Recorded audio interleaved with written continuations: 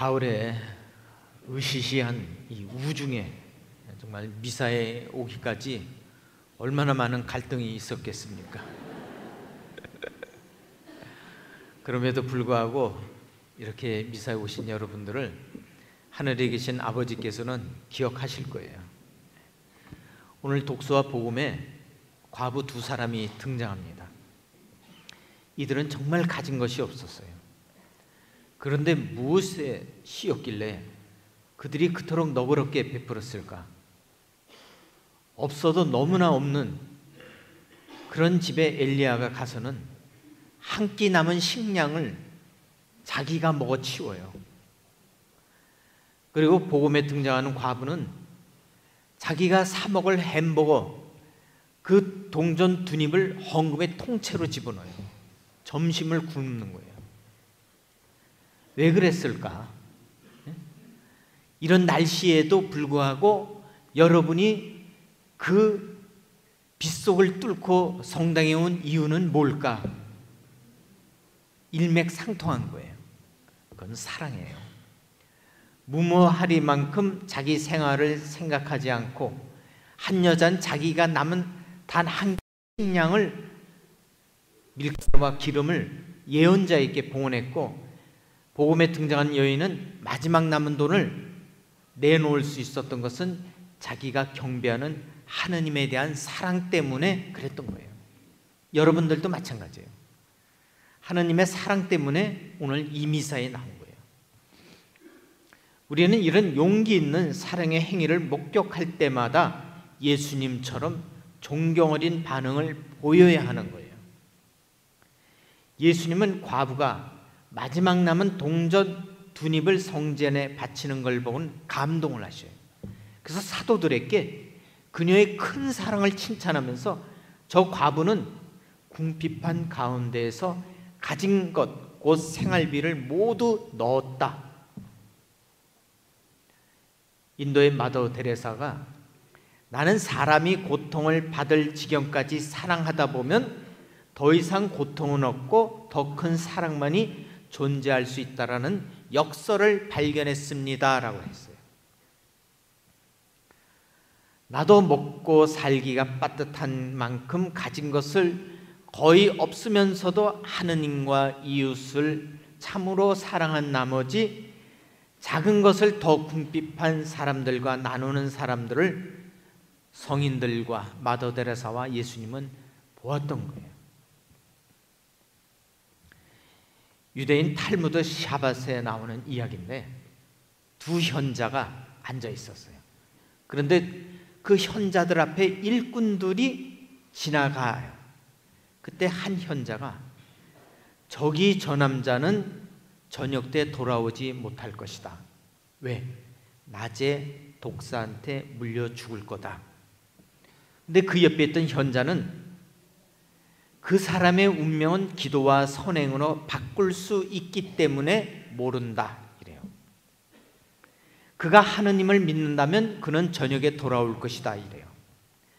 그리고 저녁이 돼서 두 현자가 아침에 일하러 갔던 일꾼들을 다시 보는데 죽는다고 한 일꾼이 다시 살아온 거예요. 그래서 죽는다고 예언한 현자가 죽는다고 점 찍었던 사람의 배낭을 열어보니까 뱀 한 토막이 있었던 거예요. 그래서 너에게 무슨 일이 있었느냐 물으니까 이 남자가 우리는 점심때에 각자 가져온 음식을 모아서 식사를 하는데 한 남자가 빵을 가져오지 않아서 안절부절하지 못하는 것을 보고 자기가 오늘 점심은 내가 빵을 걷겠다 해놓고는 없는 사람한테 가서 마치 받은 것처럼 액션을 취해가지고서 그 사람이 수치를 당하지 않도록 배려를 하고 점심을 나눠 먹고 했다는 거예요. 자, 그 말을 듣는 순간 치명적인 독을 가진 독사로부터 선행을 베푼 그 사람을 보호해 줬던 거예요.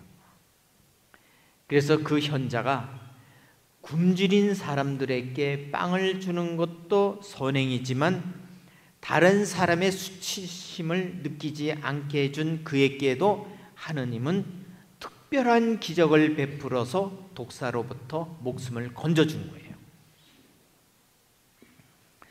히브리어에는 자선이라는 단어가 없어요. 유대인들은 자선이라는 말을 쓰질 않아요. 체다카라는 비슷한 말이 있지만 이것은 체다카는 해야 할 마땅한 행위예요. 그러니까 내 수입의 10분의 1을 어려운 사람들을 위해서 쓰는 것은 당연한 거지 이게 선행이나 자선은 아니라는 거예요. 그래서 여러분들이 선행을 통해서 내가 하느님으로부터 은총과 축복을 받는다고 생각하셔야 돼요. 오늘 강론가는 그렇게 딱 떨어지는 내용은 아니지만 11월 달 위중성월에 장례미사를 드려보면 차이가, 어떤 사람은 밤모임에도 나가질 않아요. 남자는 구역모임도 나가질 않아요. 자녀들도 성당을 잘 다니질 않아요. 왜? 대학 가야 되기 때문에. 그 성당도 1년에 한두 번이에요. 꿈자리가 사나오면 그때 나왔다. 십자가에는 먼지만 뽀해요. 그 사람이 냉담한다는 건 그 동에 앞집, 뒷집, 옆집 신자들만 알아요. 근데 그분이 돌아가셨어요. 그런 장례는 그 동에 사는 신자들이 불쌍해서 몇 사람만 와요. 왜? 성당에서 활동을 안 했기 때문에. 그는 레지오도 하지 않았어요.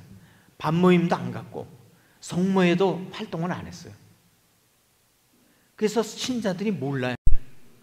또 고인의 영정 사진을 봐도 누군지 기억이 안 나요. 유족들은 더더구나 몰라요. 이런 장례미사는 서늘해요. 죄송한 얘기지만 저도 무슨 말을 할 수가 없어요. 그런데 어떤 분은 레지오를 열심히 했어요.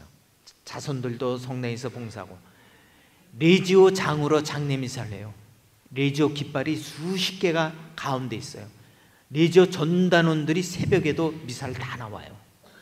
심지어는 시신이 내려가는 계단에도 레지오 길을 쫙 도열해서 무슨 육사 출신단인데,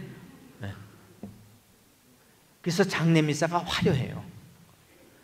그가 살았을 때 성당에서 밤모임이나 레지오나 성당 활동했으면 그만큼 교우들은 아름아름 전부 다 미사에 나와서 기도해주고 그가 하루빨리 천국에 가도록 기도를 해줘요. 결국 그가 살아서 이 성당에서 뿌린 만큼 죽을 때 걷어가는 거예요. 세상에는 공짜가 없어요. 저는 오늘 절편을 2개 샀어요. 왜? 산 게 아니고 성모회장이 하나 주더라고요. 살라고 했더니 절편 2개를 주더라고요. 제 모친이 절편을 사오라 그러더라고요. 입맛이 없다고, 병중에 있는데. 절편이 뭐야 했더니 미끈미끈한 떡이 있대요. 누가 그래? 그 맛대가리 없는 떡을 왜 사오라나. 저는 오늘 그거 들고 갈 거예요. 왜? 제가 신부 되기 전까지 30년간 얻어먹었기 때문에 저도 부모에게 갚아야 되는 거예요. 부모와 자식 간에도 공짜가 없는 거예요. 공짜가. 이제는 내가 먹고 싶다면 사다 드려야 되는 거예요. 인생에 공짜가 없어요. 여러분이 한 만큼 받은 만큼 갚아야 되고 받은 만큼 갚아줘야 되는 거예요. 그리고 내가 준 만큼 걷어들이는 거예요. 그래서 오늘 복음은 여러분들이 잘 기억하세요. 내가 교무금 내는 것도 중요하지만 내가 이 성당에서 레지오하고 밤모임에 가고 단체 활동을 하고 이것도 그 못지않은 선행과 봉사라는 걸 기억하셔야 돼요. 아셨죠? 그래서 레지오라든가 밤모임이라든가 남성 구역모임 이런데 좀 열심히 좀 나가서 하세요. 나도 다른 사람을 위해 기도해야지 그들도 나를 위해서 기도하지. 내가 생전 기도를 안 했는데 누가 내가 죽었을 때 기도를 하겠어요? 그렇죠? 하여튼 머리에 박아두세요. 세상에 공짜는 없다. 부모한테 갚는 것도 당연한 거예요. 당연한 거예요.